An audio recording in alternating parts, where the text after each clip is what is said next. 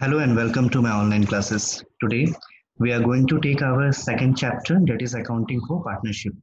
तो partnership chapter में हम लोग फिर से वही जो पॉलिसी है उस तरीके से हम लोग इस चैप्टर को खत्म करने की कोशिश करेंगे। पहला चीज़ ये है कि पार्टनरशिप चैप्टर में हमें थोड़ा थियोरेटिकल जो बैकग्राउंड है उसे थोड़ा देखना पड़ेगा कि पार्टनरशिप चैप्टर में क्या थियोरेटिकल चीज़ है जो हमें पहले समझ लेना चाहिए। उसके बाद हम लोग क्या करेंगे, प्रैक्टिकल पार्ट में आएंगे। तो सबसे पहला चीज़ यहाँ पे ये होता है कि अकाउंटिंग फॉर पार्टनरशिप में हमें ये समझना है कि पार्टनरशिप क्या होता है। तो पार्टनरशिप जो वर्ड है वो अगर देखा जाए तो नॉर्मल डे में भी हम लोग यूज़ करते हैं। ऐसा नहीं कि आज हाँ चैप्टर हम लोग स्टार्ट कर रहे हैं पार्टनरशिप का तो पहली बार हम लोग पार्टनरशिप वर्ड देख रहे हैं। तो पार्टनरशिप वर्ड जो है इसका नॉर्मली मतलब क्या होता है कि जब भी हम लोग दो या दो से ज़्यादा लोग मिलकर कुछ काम करते हैं तो हम लोग बोल सकते हैं कि हाँ वो पार्टनरशिप है। लेकिन यहाँ पे जब हम लोग बात कर रहे हैं पार्टनरशिप का तो यहाँ पे एक दो इम्पोर्टेंट चीज होगा, तभी अगर वो कंडीशन फुलफिल होता है तो ही हम लोग उस ग्रुप को हम लोग क्या बोलेंगे, पार्टनरशिप बोलेंगे। तो यहाँ पे पार्टनरशिप को स्ट्रिक्टली बिजनेस के पॉइंट ऑफ व्यू से हमें समझना पड़ेगा कि अगर कोई भी दो लोग मिलकर, दो या दो से ज्यादा लोग मिलकर के अगर कुछ काम कर रहे हैं और वो काम क्या है, बिजनेस है। बिजनेस मतलब बाइंग एंड सेलिंग, ट्रेडिंग कुछ भी कर रहे हैं और उसका ऑब्जेक्टिव क्या है, प्रॉफिट कमाना है ना। तो ऐसा नहीं हो सकता कि हाँ कोई भी दो लोग मिलकर कुछ भी काम कर रहे हैं तो उसे हम पार्टनरशिप बोलेंगे। यहाँ पे पार्टनरशिप को मतलब दो या दो से ज्यादा लोग जब मिलकर कुछ काम कर रहे हैं तो उसको तभी पार्टनरशिप बोला जाएगा जब वो काम क्या होगा, एक बिजनेस होगा। यानी कि जब भी दो या दो से ज्यादा लोग मिलके कोई बिजनेस कर रहे हैं और वो बिजनेस का प्रॉफिट और लॉस को क्या करना चाहते हैं, आगे जाकर के डिवाइड करना चाहते हैं, डिवाइड करने वाले हैं, तो ऐसे जो ग्रुपिंग होंगे उसको हम लोग क्या बोल सकते हैं, पार्टनरशिप बोल सकते हैं। तो अभी पार्टनरशिप को डिफाइन कहाँ पे किया गया है, तो हमारे जो इंडिया है, हमारे इंडिया में पार्टनरशिप से रिलेटेड एक एक्ट है, कानून है, जिसको हम लोग क्या बोलते हैं, पार्टनरशिप एक्ट 1932। ठीक है। तो पार्टनरशिप एक्ट 1932 में ये डिफाइन किया गया है कि पार्टनरशिप क्या होता है। तो अगर हम लोग यहाँ पहला क्वेश्चन हम लोग ले, डिफाइन पार्टनरशिप, तो यहाँ पे कहीं ना कहीं इन लोगों ने क्लियर किया है, जो लॉ मेकर्स है इन लोगों ने क्लियर किया है कि पार्टनरशिप क्या होता है। तो पार्टनरशिप का डेफिनेशन स्टार्ट होता है एक वर्ड से, डेट इज द रिलेशनशिप। मतलब कहना क्या चाहते हैं ये लोग कि लॉ मेकर्स हमें ये बताना चाहते हैं कि जब दो या दो से ज्यादा लोग मिलके काम कर रहे हैं और हर एक पर्सन्स के बीच में जो रिलेशन स्टैब्लिश हो रहा है उस रिलेशन को हम लोग क्या बोलते हैं, पार्टनरशिप बोलते हैं। क्लियर। तो उसके बाद क्या देखना है कि जो रिलेशन है, पार्टनरशिप का जो रिलेशन स्टैब्लिश हुआ है वो क्यों स्टैब्लिश हुआ है, क्योंकि उन लोगों ने एग्री किया है कि हम लोग क्या करेंगे, बिजनेस करेंगे। अब वो बिजनेस सब लोग मिलके चलाएंगे और अगर एक भी कोई चलाता है तो वो कहीं ना कहीं दूसरे के बिहाफ में ही काम कर रहा है। तो ये डेफिनेशन को आप एक सही एक प्रॉपर तरीके से आप पढ़ना। अगर डेफिनेशन में कोई आपको प्रॉब्लम हो रहा है समझने में तो आप मुझसे बाद में पूछ सकते हैं। तो पहला क्या हो गया, the relationship between the persons who have agree to share the profits of a business. यानी कि पार्टनरशिप एक रिलेशन है जो उन लोगों के बीच में एग्जिस्ट करता है, जिन लोगों ने क्या किया है, एग्री किया है कि हम लोग आगे जाके बिजनेस करेंगे और बिजनेस का प्रॉफिट क्या करेंगे, हम लोग डिवाइड करेंगे। तो ऐसा जब ग्रुपिंग होता है तो उस ग्रुपिंग को हम लोग क्या बोलते हैं, पार्टनरशिप बोलते हैं। तो अभी जैसे कि हम लोग देख सकते हैं कि अगर एक सिंगल इंडिविजुअल, जो पार्टनरशिप ग्रुप जो बना है उसमें एक सिंगल इंडिविजुअल जो होगा उसको हम लोग पार्टनर बोलते हैं। उनके बीच में जो रिलेशन एग्जिस्ट करता है उसको हम लोग पार्टनरशिप बोलते हैं। और अगर हम लोग सबको एक साथ अगर बुलाने का कोशिश करें, सबको कंबाइंड वे में बोलने की कोशिश करें, तो यहाँ हम लोग उनको बोलते हैं फर्म, FIRM। तो उसे फर्म बोला जाता है। एक साथ अगर हम लोग बोले तो उसे फर्म बोला जाएगा। ठीक है। यहाँ पे तीन टर्म्स मैंने कहा, एक है पार्टनर, एक है पार्टनरशिप और एक है फर्म। ठीक है। तो ये आपका, I think you are clear with it. उसके बाद में देखिए, नेक्स्ट हमें इंपॉर्टेंट चीज देखना होता है कि explain the features of partnership, यानी कि पार्टनरशिप में क्या क्या इंपॉर्टेंट चीज होता है जो हमें समझना जरूरी है। तो पहला चीज यहाँ पे अगर हम देखें तो फीचर्स ऑफ पार्टनरशिप में यहाँ पे पहला चीज हमें बताया गया है कि minimum and maximum number of partners, कम से कम कितने लोग होने चाहिए और ज्यादा से ज्यादा कितने पार्टनर्स एक पार्टनरशिप फॉर्म में हो सकते हैं। तो मिनिमम तो हमें पता ही है कि मिनिमम कितना होना पड़ेगा, दो होना पड़ेगा, कि दो से कम और क्या होगा, मिनिमम दो पार्टनर्स तो होना ही पड़ेगा तभी जाकर के वो पार्टनरशिप फॉर्म होगा। और मैक्सिमम कितना रख सकते हैं, तो मैक्सिमम का जो लिमिट है वो पार्टनरशिप एक्ट हमें नहीं बता रहा है। ये लिमिट जो कंपनीज एक्ट है, कंपनीज एक्ट हमें ये लिमिट बता रहा है कि आप मैक्सिमम कितना रख सकते हैं, 50 मेंबर्स या 50 पार्टनर्स रख सकते हैं। अगर 50 से ज्यादा अगर रखते हैं तब वो पार्टनरशिप वैलिड नहीं रहेगा, तब आपको क्या करना पड़ेगा, उस पार्टनरशिप को कंपनी में कन्वर्ट करना पड़ेगा। यानी कि अगर आप कोई पार्टनरशिप बिजनेस चला रहे हैं तो उसमें मैक्सिमम फिलहाल आप कितना रख सकते हैं, 50 पार्टनर्स रख सकते हैं, ठीक है। उसके बाद में एग्रीमेंट। एग्रीमेंट का मतलब क्या है कि अगर यहाँ दो या दो से ज्यादा लोग मिलकर कुछ काम कर रहे हैं तो पक्का है कि इन लोग जो है कोई ना कोई टर्म्स एंड कंडीशंस में एग्री करेंगे कि हाँ आगे जाके हम लोग बिजनेस को किस तरीके से रन करने वाले हैं। तो ये श्योर है कि जब भी दो या दो से ज्यादा लोग मिलकर कुछ काम करेंगे तो इन लोग कोई ना कोई एग्रीमेंट बनाएंगे। तो यहाँ पे ये भी बताया गया है कि हाँ इन लोग के बीच में पक्का कोई एग्रीमेंट होना चाहिए। वो एग्रीमेंट या फिर तो रिटन हो, रिटन ना हो वो अलग बात है, लेकिन हाँ कुछ ना कुछ तो एग्रीमेंट इनके बीच में होना चाहिए। उसके बाद में म्यूचुअल एजेंसी। म्यूचुअल एजेंसी का मतलब क्या होता है कि एक पार्टनर जो है, एक सिंगल पार्टनर जो है वो फर्म का भी एजेंट है और दूसरे पार्टनर्स का भी एजेंट है। ठीक है, जैसे हम लोग फेसबुक में देखते हैं ना म्यूचुअल फ्रेंड। म्यूचुअल फ्रेंड मतलब क्या, एक सिंगल इंडिविजुअल है वो मेरा भी फ्रेंड है, वो किसी और का भी फ्रेंड है। उसी तरीके से यहाँ पे एक सिंगल जो पार्टनर रहेगा वो फर्म का भी एजेंट है, मतलब पूरा सभी एक जो ग्रुप है उसका भी एजेंट रहेगा, और एक इंडिविजुअल जो पार्टनर है उसका भी एजेंट है वो। तो इसीलिए हम लोग क्या बोलते हैं उसे, म्यूचुअल एजेंसी बोलते हैं। उसके बाद क्या है, लॉफुल बिजनेस। हाँ ये भी श्योर है कि अगर आप पार्टनरशिप बिजनेस कर रहे हैं तो मैंने कहा कि हाँ बिजनेस कंपलसरी है, जब तक बिजनेस नहीं रहेगा तब तक उस ग्रुप को हम लोग पार्टनरशिप नहीं बोल सकते। तो यहाँ पे बिजनेस का मतलब क्या होगा कि आपको एक लॉफुल बिजनेस करना पड़ेगा, ऐसा नहीं कि आप इलीगल बिजनेस कर रहे हैं। लॉफुल बिजनेस होगा तो ही वो पार्टनरशिप के डेफिनेशन के अंदर आएगा। उसके बाद है अनलिमिटेड लाइबिलिटी। अनलिमिटेड लाइबिलिटी का मतलब ये हो गया कि अगर कभी बिजनेस लॉस में जाता है और लॉस में जाने के कारण बिजनेस का जो प्रॉपर्टी है वो बिजनेस का लाइबिलिटीज पे ऑफ नहीं कर पा रहा है, तो उस केसेस में क्या होगा कि पार्टनर्स का जो प्राइवेट प्रॉपर्टी होगा वो भी लाइबल होगा। यानी कि पार्टनर्स को अपने घर से भी ला करके जो बिजनेस का लाइबिलिटीज है उसे पे करना पड़ेगा। तो ऐसे लाइबिलिटीज को हम लोग क्या बोलते हैं, अनलिमिटेड लाइबिलिटीज। ऐसा नहीं कि हाँ बिजनेस पे ऑफ नहीं कर पाया तो ठीक है चलो बिजनेस का लाइबिलिटी था बिजनेस जाने, ऐसा नहीं हो सकता। अगर बिजनेस का लाइबिलिटी था और बिजनेस का प्रॉपर्टी बिजनेस का लाइबिलिटी पे ऑफ नहीं कर पा रहा है तो सभी पार्टनर्स को अपने घर से भी जो अमाउंट है वो कंट्रीब्यूट करना पड़ेगा। यानी कि पार्टनर्स का जो लाइबिलिटी है वो लिमिटेड नहीं है, वो अनलिमिटेड है। जब तक बिजनेस का पूरा लाइबिलिटी पे ऑफ नहीं हो जाता तब तक उन लोगों के ऊपर में ये बर्डन रहेगा, और वो बर्डन उन लोगों को क्या करना पड़ेगा, पार्टनर्स को अपने घर से भी प्रॉपर्टी ला करके पे ऑफ करना पड़ेगा। तो ये था इंपॉर्टेंट फीचर्स ऑफ पार्टनरशिप। उसके बाद में अगर नेक्स्ट अगर हम क्वेश्चन देखें तो यहाँ पे हमें दिख रहा है इसेंशियल एलिमेंट्स ऑफ पार्टनरशिप। तो इसेंशियल एलिमेंट्स ऑफ पार्टनरशिप का मतलब क्या हो गया कि एक पार्टनरशिप फॉर्म करने के लिए कम से कम क्या क्या चीज होना चाहिए। तो ये जो टॉपिक है आप एक बार इसको रीड कीजिए, और रीड करके आप अगर देखेंगे तो आपको समझ में आ जाए कि यहाँ पे जो भी पॉइंट्स बताया गया है वो एग्जैक्टली वही पॉइंट्स है जो डेफिनेशन में हम लोग ने देखा था। वो जो डेफिनेशन है उसी डेफिनेशन को क्या कर दिया गया, कुछ पार्ट्स में डिवाइड कर दिया गया है।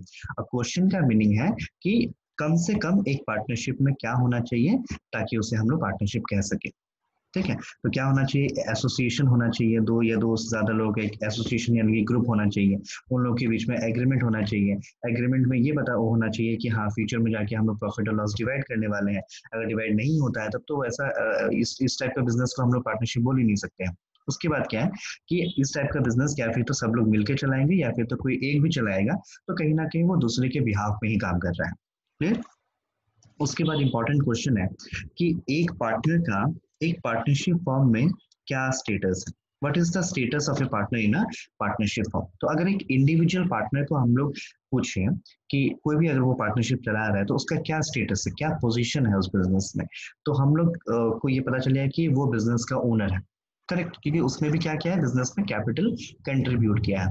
कैपिटल कंट्रीब्यूट किया तो कहीं ना कहीं बिजनेस का ओनर वो है। तो इस सेंस में हम लोग क्या बोलेंगे, he is a principal. Principal मतलब हाईएस्ट पोजीशन में है वो ओनर है बिजनेस का। ठीक है, जिस तरीके से दूसरे पार्टनर्स प्रिंसिपल है उसी तरीके से वो भी प्रिंसिपल है। और सेकंड पोजीशन क्या है कि वो एक पार्टनर जो है वो बिजनेस का एजेंट है। जब वो बाहरी दुनिया से जाकर के जाता है डील करने के लिए बिजनेस के बिहाफ में, तो वो कहीं ना कहीं बिजनेस का एजेंट बन के जाता है। तो आपको बस ये याद रखना है कि एक इंडिविजुअल पार्टनर जो होता है वो बिजनेस का प्रिंसिपल भी होता है और बिजनेस का एजेंट भी होता है। तो दो स्टेटस होता है उसका बिजनेस में। क्लियर। उसके बाद हम लोग देखते हैं एक इम्पॉर्टेंट जो भी हमारा जो पार्टनरशिप एग्रीमेंट के बारे में हम लोग ने पढ़ा था। तो यहाँ पे क्या होता है कि हम लोग ने देखा था कि एक पार्टनरशिप फॉर्म करने के लिए पार्टनरशिप एग्रीमेंट होना ज़रूरी है। अब वो पार्टनरशिप एग्रीमेंट रिटन हो या ऑरल हो, उससे कोई फ़र्क नहीं पड़ता, लेकिन हाँ, एग्रीमेंट तो होना चाहिए। क्योंकि एग्रीमेंट का मतलब क्या होगा कि जब भी 2 या 2 से ज़्यादा लोग मिलके कुछ काम कर रहे हैं, तो वो कुछ टर्म्स एंड कंडीशंस में एग्री करेंगे कि हाँ, फ्यूचर में हम लोग इस तरीके से बिज़नेस को चलाएँगे, ताकि हमारा फ्यूचर में कम से कम मिसअंडरस्टैंडिंग हो। उसको अवॉइड करने के लिए क्या करेंगे, उन लोग कोई ना कोई एग्रीमेंट बनाएँगे। तो जो भी पार्टनरशिप बिज़नेस है, वो अगर अपना कोई पार्टनरशिप एग्रीमेंट बनाता है, तो उस एग्रीमेंट को हम लोग क्या बोलते हैं, पार्टनरशिप डीड बोलते हैं। तो एग्जाम में क्वेश्चन आ सकता है, what is a partnership deed. तो अगर क्वेश्चन आता है what is a partnership deed, तो आपको एकदम सिंपल वे में लिखना है कि partnership deed is an agreement made by the partners. एकदम सिंपल है, क्यों, जहाँ पे उन लोग क्या बताते हैं, टर्म्स एंड कंडीशंस डिक्लेयर करते हैं कि हाँ, हम लोग इस टर्म्स एंड कंडीशंस में एग्री कर रहे हैं, और इस बेसिस पे हम लोग क्या करेंगे, फ्यूचर में जो बिजनेस है उसको चलाएंगे। उसको प्रॉपर्ली हमें ड्राफ्ट करना चाहिए, सभी पार्टनर्स को उसमें साइन करना चाहिए, और वो जो स्टैम्प एक्ट है, यानी कि जो प्रॉपर रेवेन्यू स्टैम्प वगैरह जो लगता है एक डॉक्यूमेंट में एग्रीमेंट बनाते वक्त, वो स्टैम्प वगैरह भी वहाँ पे होना चाहिए। जैसे स्टैम्प पेपर हम लोग सुनते हैं, तो एक क्या होता है, एक लीगल पेपर बन जाता है वो। ठीक है, तो ये हो गया व्हाट इज पार्टनरशिप डीड। इसके बाद हम लोग देखते हैं अगला टॉपिक। अगला टॉपिक है कंटिन्यू, उसी टॉपिक को हम लोग कंटिन्यू करते हैं, जो था हमारा पार्टनरशिप डीड। तो मैंने कहा कि पार्टनरशिप डीड में क्या होता है, टर्म्स एंड कंडीशंस होता है कि उन लोग डिसाइड करते हैं कि आगे जाके हम लोग बिजनेस को किस तरीके से रन करने वाले हैं, सभी का ड्यूटीज राइट्स वहाँ पे एस्टेब्लिश किया जाता है। ठीक है, तो यहाँ पे नेक्स्ट क्वेश्चन हमारा ये आ रहा है, जो हमसे ये पूछ रहा है कि एक पार्टनरशिप डीड में क्या क्या कंटेंट्स और क्लॉजेस होना चाहिए। मतलब जब अगर मान लीजिए हम लोग कोई पार्टनरशिप बिजनेस स्टार्ट कर रहे हैं, तो पार्टनरशिप डीड यानी कि वो एग्रीमेंट हम लोग बना रहे हैं। तो एग्रीमेंट अगर हम लोग बनाते हैं, तो उस एग्रीमेंट में क्या क्या इन्फॉर्मेशन हमें बताना चाहिए, क्या क्या इन्फॉर्मेशन हमें देना चाहिए, तो उसे हम लोग क्या बोलते हैं, कंटेंट या फिर तो क्लॉजेस ऑफ पार्टनरशिप डीड। तो ये सब इन्फॉर्मेशन हमें बताना चाहिए कि फर्म का नेम क्या होगा, यानी कि जो बिजनेस हम लोग कर रहे हैं उसका नाम क्या होगा, बिजनेस का क्या नेचर होने वाला है, हर एक पार्टनर का नेम, एड्रेस और ऑक्यूपेशन बताना पड़ेगा। ड्यूरेशन ऑफ पार्टनरशिप, ये पार्टनरशिप कितना दिन के लिए हम लोग स्टार्ट कर रहे हैं, अगर कोई ऐसा फिक्स पीरियड नहीं है तो ठीक है, आप इसको अवॉइड कर सकते हैं। उसके बाद में internal management of the partnership business, business में बिजनेस को इंटरनली कैसे मैनेज किया जाएगा, किसका क्या रोल होगा, सेल्स कौन संभालेगा, परचेज कौन संभालेगा, अकाउंट्स कौन संभालेगा, ये सब रोल जो है उसको डिवाइड पहले ही कर देते हैं। उसके बाद में हर एक पार्टनर कितना कैपिटल लेकर के आएगा, या कैपिटल फिक्स्ड होगा या फिर कैपिटल को अलग तरीके से मेंटेन किया जाएगा। रेशियो ऑफ प्रॉफिट, ये तो बहुत इंपॉर्टेंट इन्फॉर्मेशन है, आगे जाकर के प्रॉफिट और लॉस को हम लोग कैसे डिवाइड करेंगे, उसका क्या रेशियो होगा, वो सब आपको बताना पड़ेगा यहाँ पे। तो ये था कंटेंट्स ऑफ पार्टनरशिप। उसके बाद एक बहुत इंपॉर्टेंट क्वेश्चन है कि हम लोगों ने देखा कि पार्टनरशिप को गवर्न करने के लिए हमारे पास में, रेगुलेट करने के लिए हमारे पास में एक एक्ट है, दैट इज पार्टनरशिप एक्ट 1932। तो अभी देखिए, हम लोगों ने देखा कि हाँ, एक पार्टनरशिप डीड जो है, पार्टनरशिप डीड में टर्म्स एंड कंडीशंस लिखा रहता है, सभी पार्टनर्स मिल करके ये तय करते हैं कि आगे जाके हम लोग बिजनेस को इस तरीके से रन करेंगे।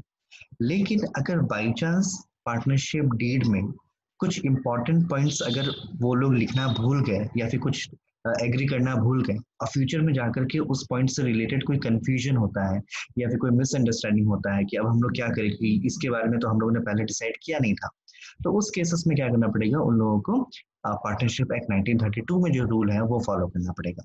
तो वही यहाँ पे पूछा गया है कि अगर आपके पास पार्टनरशिप डीड नहीं है, या फिर आपके पास पार्टनरशिप डीड है लेकिन आपने उस टॉपिक को डिस्कस नहीं किया था, तो उस केसेस में क्या क्या रूल अप्लाई होगा। तो रूल कहाँ से अप्लाई होगा, रूल अप्लाई होगा पार्टनरशिप एक्ट 1932 से। तो क्या क्या सिचुएशन हम देख सकते हैं, आगे देखिए, यहाँ पे ये बोला गया कि अगर आपने पहले से प्रॉफिट और लॉस का रेशियो डिसाइड नहीं किया है, तो पार्टनरशिप एक्ट बोलता है कि अब आपको डिवाइड करना पड़ेगा इक्वली। यानी कि अगर आप पहले से ही पार्टनरशिप एक्ट में लिख देते कि चलो रेशियो होगा 3:2, लेकिन अगर आप मान लीजिए आपने लिखा नहीं, वो भूल गया आपने, तो क्या हो जाएगा, तो आपको इक्वली डिवाइड करना पड़ेगा। कौन बोल रहा है, पार्टनरशिप एक्ट 1932 बोल रहा है। ठीक है, उसके बाद में किसी भी पार्टनर्स को इंटरेस्ट ऑन कैपिटल नहीं मिलेगा, अगर आपने पहले से ये तय नहीं किया तो आगे जाके आपको नहीं मिलेगा। किसी भी पार्टनर को सैलरी या रेमुनरेशन, किसी भी नेचर का रेम्यूनरेशन नहीं मिलेगा। किसी भी पार्टनर्स को कोई भी कमीशन नहीं मिलेगा, लेकिन हाँ अगर किसी पार्टनर ने बिजनेस को लोन दिया है तो उस लोन के ऊपर में आपको इंटरेस्ट मिलेगा, कितने परसेंट पे, 6% पर एनम के हिसाब से आपको इंटरेस्ट मिलेगा। कभी कभी ऐसा भी होता है कि बिजनेस को कुछ पैसे की जरूरत पड़ता है, तो मान लो किसी पार्टनर ने क्या किया, बिजनेस में और पैसा लगाया, लेकिन वो पार्टनर ने बिजनेस को ये पैसा लोन के तौर पे दिया है, तो अब फर्म यानी कि पार्टनरशिप बिजनेस का क्या रिस्पॉन्सिबिलिटी होगा कि उस लोन के अगेंस्ट में उस पार्टनर को हम लोग इंटरेस्ट पे करें। तो अगर हम लोगों ने इंटरेस्ट का रेट तय नहीं किया था या फिर कुछ मिसअंडरस्टैंडिंग हो गया, कंफ्यूजन हो गया, कन्फ्लिक्ट हो गया उस टॉपिक के ऊपर में कि अब इंटरेस्ट हमें किस रेट से देना पड़ेगा, तो उस केसेस में ये बोला गया है कि आपको पार्टनरशिप एक्ट 1932 फॉलो करना पड़ेगा। और 1932 में ये बताया गया है कि अगर कोई पार्टनर बिजनेस को लोन देता है तो उस केसेस में उन लोगों को इंटरेस्ट मिलेगा, कितने percent, 6% per annum, per year 6% के बेसिस में आपको इंटरेस्ट मिल जाएगा। उसके बाद में कोई भी पार्टनर बिजनेस से अगर ड्राइंग करता है तो उस पर बिजनेस यानी कि जो फर्म है वो कोई भी इंटरेस्ट चार्ज नहीं कर सकता, यानी कि no interest can be charge on drawings. तो ये भी बहुत इंपॉर्टेंट क्वेश्चन था, याद रहना पड़ेगा आपको कि अगर कोई किसी बिजनेस या पार्टनरशिप फर्म के पास में पार्टनरशिप डीड नहीं रहता है तो उसके बाद में क्या क्या रूल है, जहाँ पे पार्टनरशिप एक्ट का क्या क्या रूल है जब जो वहां पे अप्लाई हो जाएगा तब, क्योंकि अगर पार्टनरशिप डीड होता उन लोग के पास में तो डीड में जो होता उन लोग वही फॉलो करता। अब डीड नहीं है, पार्टनरशिप एक्ट डीड नहीं बनाया उन लोगों ने, तो अब कौन सा रूल फॉलो करना पड़ेगा, 1932 जो एक्ट है उसका रूल फॉलो करना पड़ेगा। और 1932 का जो रूल है वो मैंने यहाँ पे डिस्कस कर दिया, पॉइंट नंबर 1 से लेके पॉइंट नंबर 6 तक हम लोगों ने देख लिया कि क्या क्या रूल है पार्टनरशिप एक्ट 1932 का। क्लियर यहाँ तक?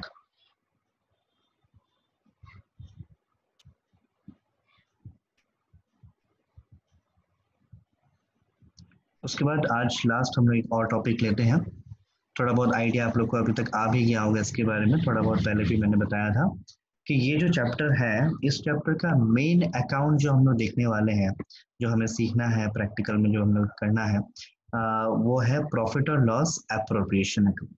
ठीक है, तो थोड़ा बहुत आइडिया सभी को होगा कि प्रॉफिट और लॉस एप्रोप्रिएशन अकाउंट क्या है। तो सबसे पहले ये चीज क्लियर कीजिए कि प्रॉफिट और लॉस अकाउंट एक डे बुक है या एक फाइनेंशियल स्टेटमेंट है। तो प्रॉफिट और लॉस अकाउंट जो है, प्रॉफिट और लॉस एप्रोप्रिएशन अकाउंट जो है वो एक फाइनेंशियल स्टेटमेंट है।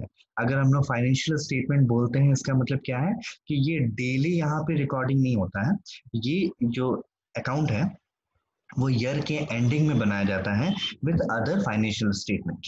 तो अगर मान लीजिए ये बिजनेस है, पार्टनरशिप बिजनेस हम लोग चला रहे हैं, तो कोई भी बिजनेस ईयर के एंडिंग में जब अपना फाइनेंशियल स्टेटमेंट बनाता है तो वो क्या क्या बनाता है, वो ट्रेडिंग बनाता है, प्रॉफिट एंड लॉस अकाउंट बनाता है, फिर बैलेंस शीट बनाता है।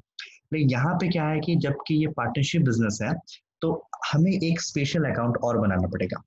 ईयर के एंडिंग में जब पार्टनरशिप बिजनेस फाइनेंशियल स्टेटमेंट बनाएगा तो उन लोग क्या करेगा, एक स्पेशल अकाउंट बनाएगा जिसको हम लोग क्या बोलते हैं, प्रॉफिट और लॉस एप्रोप्रिएशन अकाउंट। यहाँ पे एप्रोप्रिएशन का मतलब क्या है, डिवीजन, मतलब हम लोग क्या करने वाले हैं, प्रॉफिट को डिवाइड करना है, डिवाइड करने वाले हैं हम लोग।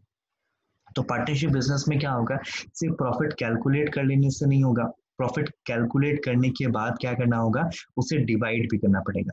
तो किस तरह से हम लोग के पास जो प्रॉफिट आया है वो पार्टनर्स में डिवाइड होगा, उसके लिए जो हम लोग अकाउंट बनाते हैं ईयर के एंडिंग में, उस अकाउंट को हम लोग क्या बोलते हैं, प्रॉफिट और लॉस एप्रोप्रिएशन अकाउंट, जो कि हमारा मेन प्रैक्टिकल टॉपिक रहेगा इस यूनिट से।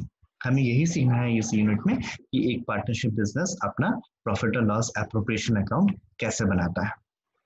क्लियर? तो अगले चैप्टर में हम लोग देखेंगे, आज जो बेसिक थ्योरी था वो हम लोगों ने कवर किया, अगले क्लास में हम लोग देखेंगे कि क्या क्या इंपॉर्टेंट प्रैक्टिकल है जो हमें यहाँ पे सीखना है, और हम लोग कोई ना कोई जो इंपॉर्टेंट प्रैक्टिकल है वो स्टार्ट भी कर देंगे नेक्स्ट जो वीडियो रहेगा मेरा। ठीक है, क्लियर?